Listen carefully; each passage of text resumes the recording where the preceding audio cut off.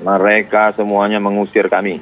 Padahal hanya saya meminta DPR RI supaya tanya itu Kedutaan Besar Singapura di Jakarta. Untuk mengetahui seperti apa kronologis kejadian deportasi yang dialami Ustadz Abdul Somad, kita sudah terhubung langsung dengan Ustadz Abdul Somad yang saat ini berada di Batam, Kepulauan Riau. Assalamualaikum Ustadz. Waalaikumsalam warahmatullahi wabarakatuh. Sehat Ustadz? Alhamdulillah sehat walafiat. Alhamdulillah. Ustadz, kami kembali ingin mengkonfirmasi seperti apa kronologis kejadian sebenarnya Ustadz?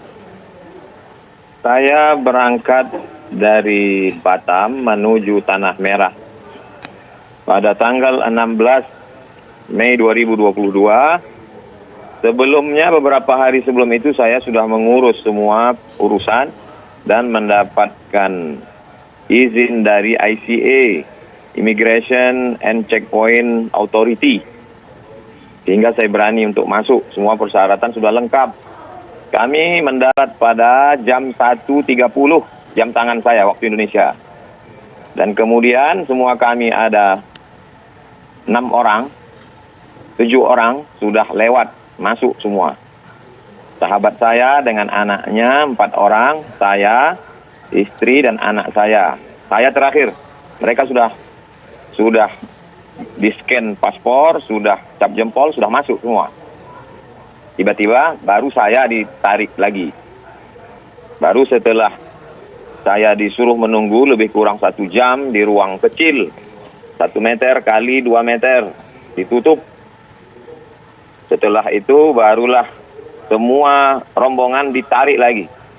Maka tadi ketika saya baca di salah satu portal, Duta Besar Indonesia untuk Singapura mengatakan itu tidak benar deportasi karena tidak dapat izin masuk. Saya kasih tahu. Namun tadi sempat ia menyampaikan bahwa Ustadz Abdul Somad ini sudah tiba di Singapura dalam proses pengurusan keimigrasian. Kemudian ia menjadi salah satu dari rombongannya yang kemudian diperiksa dalam waktu yang cukup lama, tadi ia sampaikan.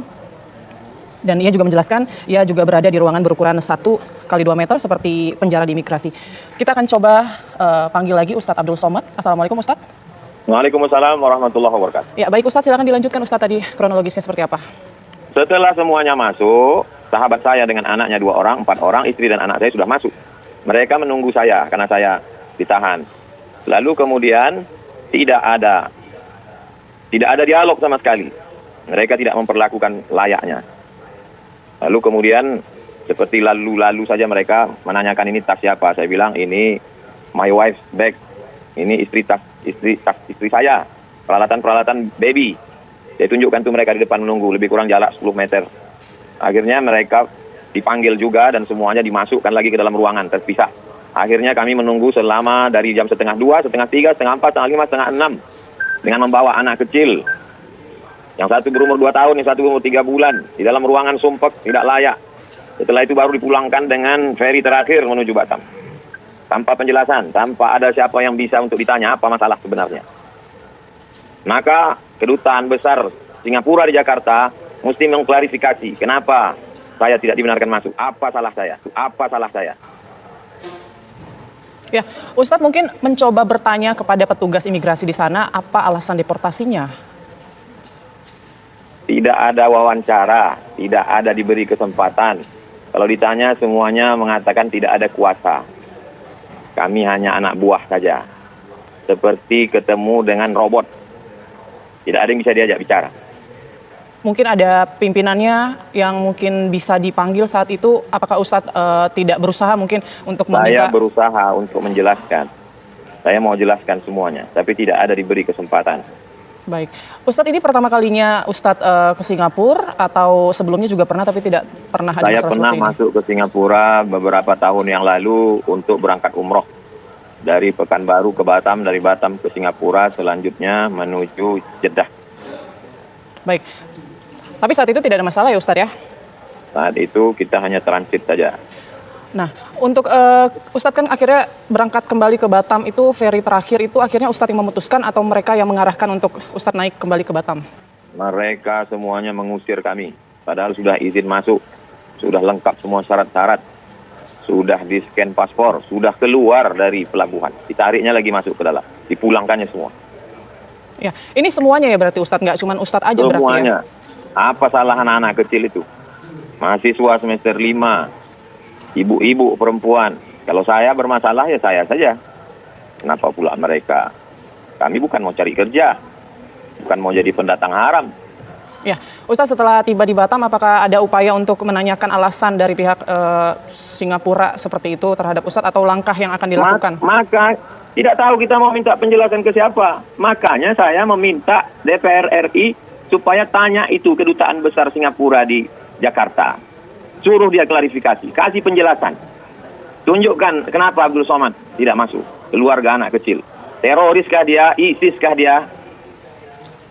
Baik, itu kan kejadiannya kemarin ya Ustadz. Hingga saat ini belum ada juga ya jawaban ataupun klarifikasi ya Ustadz dari pihak Singapura atau duta besar kita di sana? Makanya desak mereka. Suruh dia kasih penjelasan. Kalau tidak nanti dia semaunya saja. Siapapun orang yang datang, dia tak suka, dia perlakukan seperti itu. Ya. Bagi saya tak masalah. Saya biasa masuk hutan keluar hutan. Tapi nanti tokoh-tokoh kita sesuka hati dia. Dia suruh nunggu sekian jam tanpa ada penjelasan, tanpa ada mau wawancara dengan siapa. Sesuka hati dia saja. Baik. Ustadz, pada saat tiba di Batam, mungkin dari pihak Pelabuhan Batam sendiri ada informasi nggak Ustadz? Tidak ada satupun yang memberikan penjelasan. Baik, langkah selanjutnya nih Ustadz, jika misalnya hari ini belum juga ada klarifikasi, kemudian apa yang akan Ustadz lakukan nih? Kita sebagai warga masyarakat, kita punya pemerintah. Tugas pemerintah itu dipilih oleh rakyat untuk melindungi rakyat. Saya ini rakyat resmi bangsa Indonesia. Tidak pernah melanggar hukum, taat pajak, intelektual, bukan perampok saya ini, bukan garong. Baik. Terakhir Ustadz, singkat saja harapannya seperti apa Ustadz? Harapan saya pemerintah Singapura tidak memperlakukan warga Indonesia seenak otaknya. Dia harus memberikan penjelasan. Anda tidak bisa masuk negara saya karena tidak cukup syarat, karena Anda masuk dalam daftar orang-orang radikal, karena masuk dan seterusnya. Supaya orang bisa introspeksi, supaya orang bisa memperbaiki. Kalau tidak diizinkan dari awal mestinya ICA.